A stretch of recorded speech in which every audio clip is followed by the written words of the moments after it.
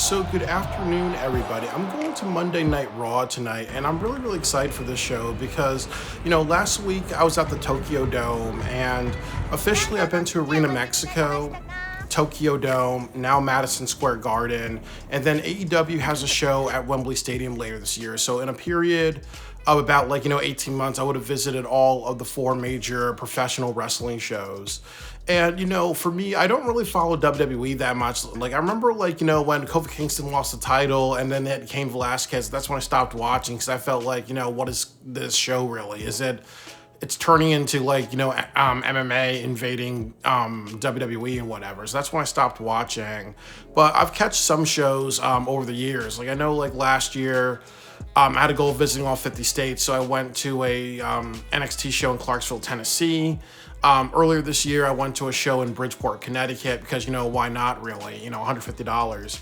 And then the other thing, too, is that, they have a match card tonight. So, my handy dandy notebook is that CM Punk and Roman Reigns are scheduled to make an appearance. The next thing is that the Usos are going to face Logan Paul and Austin Theory in a tag team street fight. That looks good. A lot of these guys are high flyers, so it's definitely going to be, a lot of carnage. The next match is Nia Jax and Last Legend versus Bayley and Liv Valkyrie. Bayley's awesome, so I really want to see what happens with this. I think this is going to lead to Bayley having a one-on-one match at WrestleMania. Next match is Penta versus Kofi Kingston. That has the potential to be a great match. Obviously, this was AEW.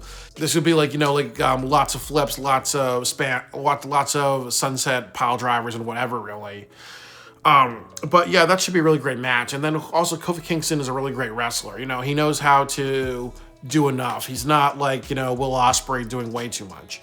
And then also Brock Lesnar is going to address the Oba Femi attack. So hopefully we see Oba come down to the ring, really. I'm sorry, I know that's corny as fucking hell, really.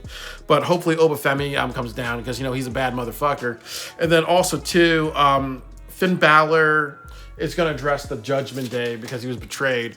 And that's kind of I follow AEW, but that's kind of coincidental because next week, Edge and Christian are going to take on FTR in Vancouver. I'm going to that show. So, I'll go to Madison Square Garden tonight. I'll bring you guys for along the journey, and I'll tell you guys if this $250 investment is worth it,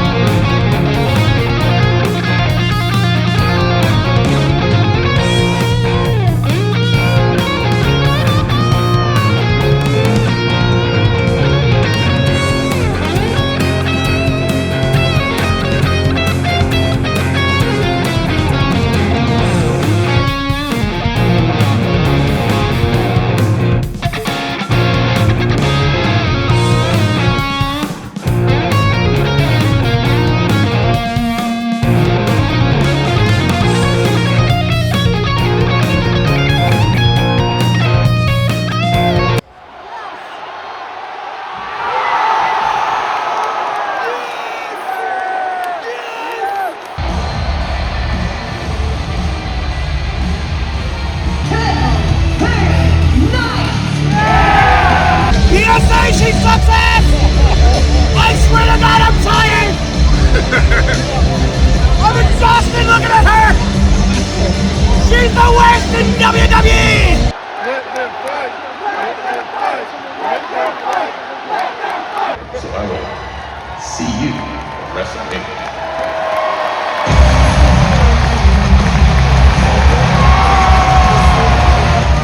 Guys, I just got home a couple of hours ago from WWE Monday Night Raw at Madison Square Garden. And I do want to mention, I'm in my brother's room because obviously he's at work. He works the morning shift. I work the night shift. I'm happy we have different hours. And then also, too, I have to, stay in his room because he's running the dishwasher. I don't like just going out for burgers and also like brownie sundaes. I just also like to have it as much as I can possible because I'm Rick motherfucking James, bitches. So with all that hullabaloo, I do want to say that with the show, there's positives and negatives, and I want to go through the show. I do want to mention that with professional wrestling, unfortunately, it's getting to a point with me that, I'm enjoying it a little bit less and less, but I still want to like watch it as much as I can. I do think that when I think about this show, none of the matches stood out to me, but I think like what I like about the match is that there was a lot of self-control. You had a bunch of matches like a street fight, but you didn't do it the AEW way, which is doing it way too much. And then also the segments were very, very strong today. Like obviously, they say great artists steal, good artists borrow. AEW should definitely steal a lot of just how WWE knows how to make people big deals. And I think that AEW would be strong, or they know how, or WWE knows how to say this guy's a lot of momentum. It's continuing for a long time. Like Obafemi, let's actually do something. Let's not do what we saw on Collision this weekend, where you saw a bunch of people stand out, and more than likely they're going to be in the same spot next week. And also, I appreciate them building up to WrestleMania, because obviously when I was watching Collision this weekend with AEW, they had a great show, but they could have just built a lot of matches for Dynasty, or had a lot of wrestlers saying, hey, you know what, I want to step up. I want to have a match on Dynasty, or hey, Tony Khan, I want to prove myself. Let's start the Owen Hart tournament early and stuff like that. Like with WWE, they really know how to say, okay, this person's got momentum, let's continue it. AEW's like, they pick and choose who keeps the momentum going. So with that said, one thing that really pissed me off was that the show was from 7:30 to 10:30. And I didn't like that because I missed the Stephanie McMahon and Cody Rhodes segment. And then also the other problem with that was that Madison Square Garden has really, really shitty security, because you had like hundreds of people in line in one metal detector. You need to have more metal detectors, okay? And it shouldn't be just one through a small door. It should be a bunch of people to make sure a bunch of people can get in quicker. That's bullshit. And this is also a company that more likely the gate's going to be millions of dollars. So obviously, that's not cool. But I missed that segment, and the first match that I saw was the Usos versus Logan Paul and Austin Theory, which is a street fight with tag team titles. They did use a table, they used kendo sticks. Again, this wasn't AEW where it would be 3 or 4 tables. Also during the main event, Roman Reigns went through a table. So again, this is why sometimes when you have hardcore matches or hardcore spots on a show, you have to be a little minimal with it, so that way the thing you want to stand out at the end of the night stands out, and that was achieved. So I will give them that they decided to say, okay, we're going to do some things, but we're not going to do too much so the main event doesn't stand out really. So I appreciate the self-control. This is AEW. There will be no self-control. Logan Paul and Austin Theory win. I'm happy with this because I like it when titles change. And then the other thing that I'll say is that, again, this is not AEW, because it's AEW. You would have Okada with the Continental Championship or the International Championship for a very damn long time. Sometimes it's good to change the titles and have unpredictability.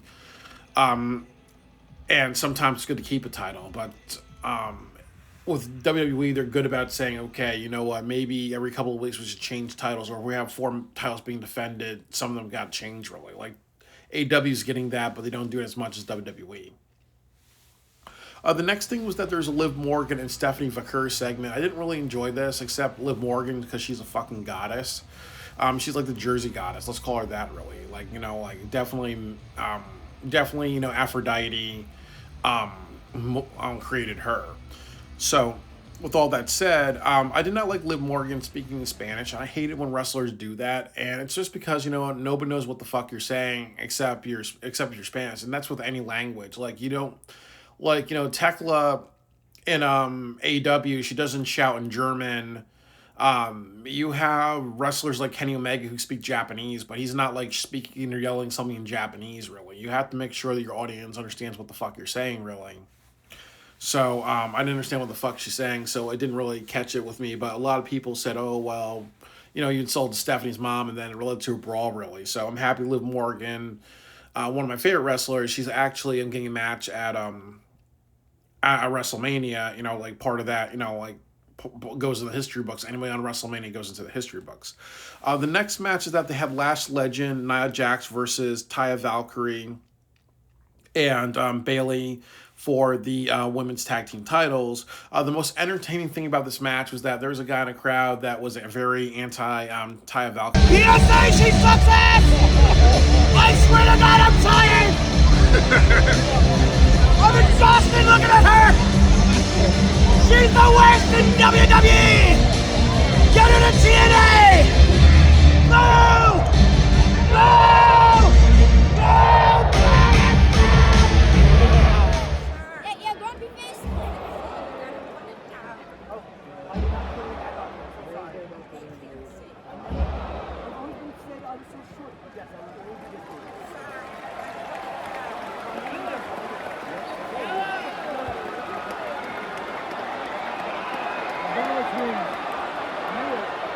There's Byron Andreas and the 48-Hour Film Project. There's OTR Central and Jeff Jarrett.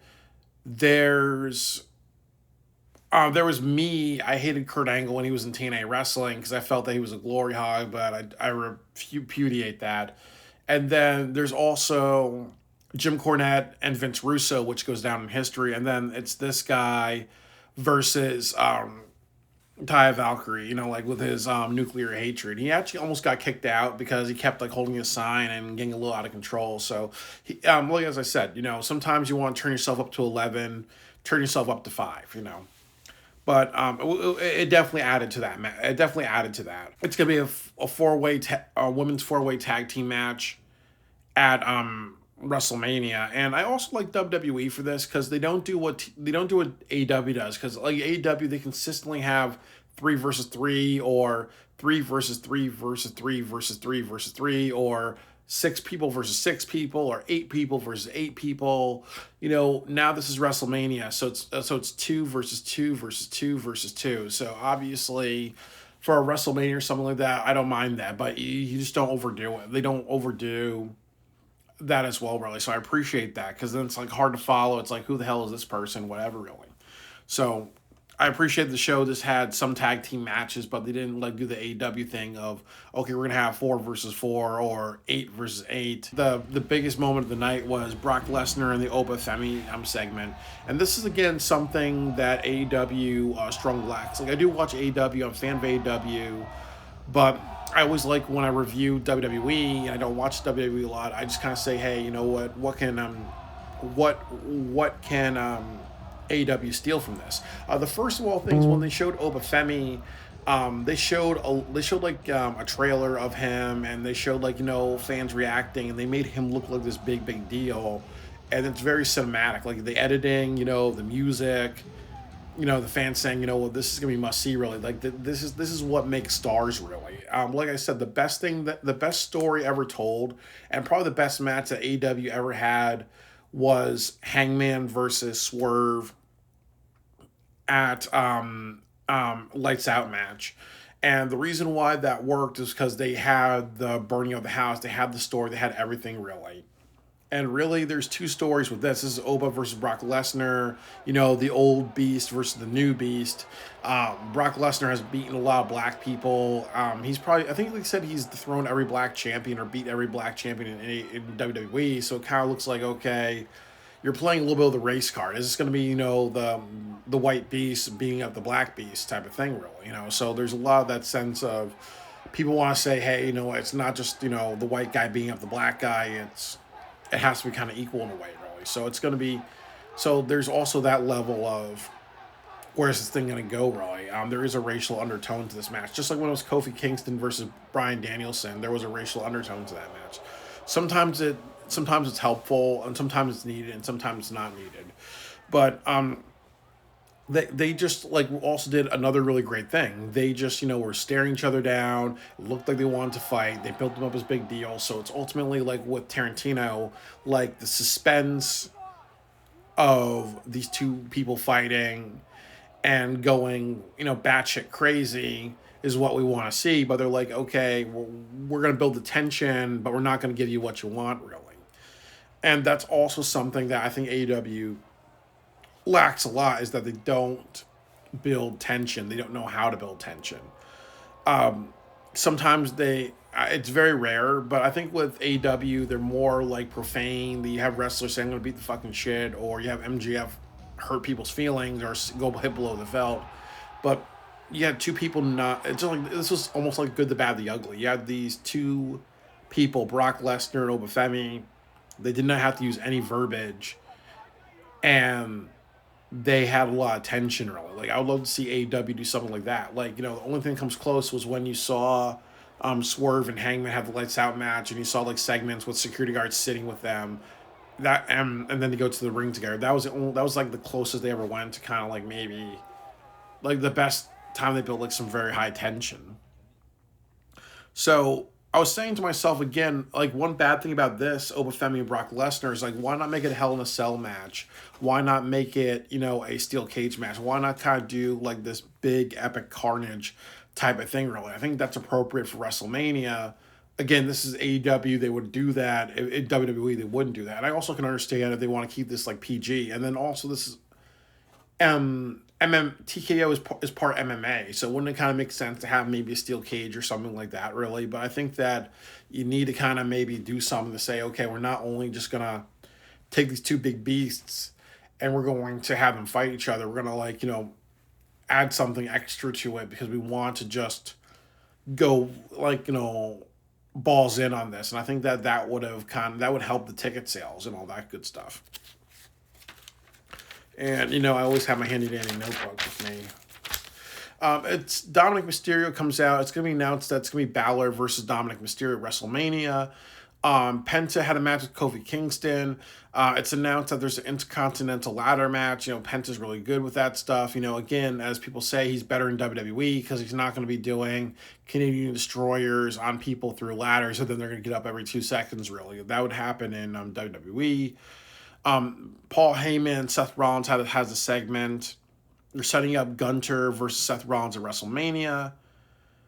And there was Io Sky versus Raquel Rodriguez. They're telling the story where there's miscommunication between Asuka and Io. So eventually they're gonna have a match. It's gonna be the female version of Kenny Omega versus Okada. That's basically what they're trying to do, really. And I appreciate them trying to set up matches. It's announced that Cena's going to host WrestleMania as well, really. So I really appreciate all this. I think that, as I said, that they have a show that's WrestleMania. I think it's about 2 or 3 weeks away, but they're building a lot of shit now, and it's a little rapid fire, but I respect that. You don't want to do last minute stuff. Like again, in 2 weeks is no, like in a week and a half is AEW. AEW Dynasty, and Dynasty is usually their weakest show because there's not a lot of time between Revolution and Dynasty. But one of the problems with Dynasty consistently has been that they just don't build a lot of matches to it. They'll announce a lot of matches at the last minute with no story, no build. Like I said, that the show in Cedar Rapids, Iowa, there are a lot of wrestlers really standing out. So imagine if you gave them segments by saying, hey, I want to be wrestling on Dynasty. This is who I want to face. This is what I want to go after. This is what I want to achieve. Like, imagine if AEW learned to take every wrestler that's standing out, like Ace Austin, who's been winning a lot, and say, hey, maybe he should go after the TNT Championship. Hey, maybe we can do a couple of segments on next week's Collision. Or you have Kevin Knight say something like, you know what, Okada cheated, so I want to challenge him to, to Okada cheated, so maybe I want to challenge him to, a no disqualification match. Or, like I said, you take a bunch of tag teams and you say, hey, we're going to do a ladder match, and the winner gets an opportunity to double or nothing. It could be the Young Bucks, it could be the Rascals, it could be the Acclaimed, because the Acclaimed is from Queens. And it could be like maybe Kyle Fletcher and Mark Davis, or 2 other members from Don Callis family. Like, again, these people on AEW and these people in WWE, they had segments and it led to matches, so it makes a lot of sense, really. And AEW, they throw matches together like Marvel versus Capcom. You take 2 characters or put matches together, or you have a match on pay-per-view and there's really no story behind it, really. Or there's build, or there could be more build, but they choose minimal build. But that's what WWE does good, really, and that's one of the reasons why they appeal is because they know how to tell the story, tell the character, create the hype. And AEW usually misses the mark on that, and that's why they don't draw as much, really, because wrestling's not supposed to be a video game.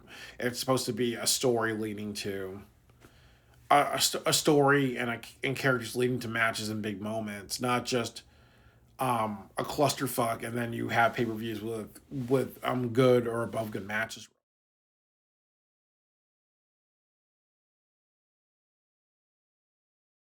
The main event was Roman Reigns versus CM Punk. CM Punk power bombs Roman Reigns through the table. Again, as I said, this stands out a lot because if this was AEW, you would do two things. You would have Roman Reigns hanging by a chain and covered in blood, or something really gory and shocking, or you would do something like you would have like the street fight. You would have multiple table spots, maybe a table through fire spots, and then you have Roman Reigns throwing you would have the CM Punk doing the powerbomb thing, and then it won't stand out really because AEW usually does too much.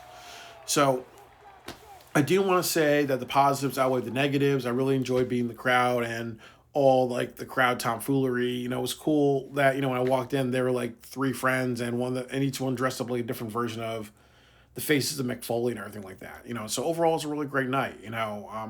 Even though maybe I'm not so captivated by wrestling matches anymore, it's still always a thing to go to wrestling shows. It's still always a thing to say, hey, you know what? Instead of just working and cleaning hospital rooms, I'm down and I'm really enjoying life. So next week I'll be in Vancouver, and I would say for my $250, yeah, I had a great time. It was well worth it. They have the main Saturday night main event in a few weeks, in July, but I might not go because I know like WWE usually does that for 2 hours. I think they just have to learn from AEW that sometimes you need to oversaturate the show with matches to get people to come. You don't just say, okay, it's 2 hours, or okay, it's 3 or 4 matches, But also too, as I said, like the segments are good. They can make people compelling. They know how to make wrestlers give you emotions, like, oh, that guy's a son of a bitch, or oh, that guy, I want to see that guy kick that guy's ass, really. Again, AEW, if AEW utilized that, they'll be in a way better place, really. So that's all I gotta say. Overall, great experience.